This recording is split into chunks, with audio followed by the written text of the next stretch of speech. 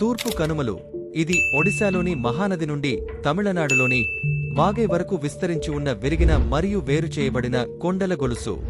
గోదావరి మరియు కృష్ణ నదుల మధ్య అవి దాదాపు కనుమరుగయ్యాయి. అవి భారతదేశ తూర్పు తీరానికి సమాంతరంగా నడుస్తాయి.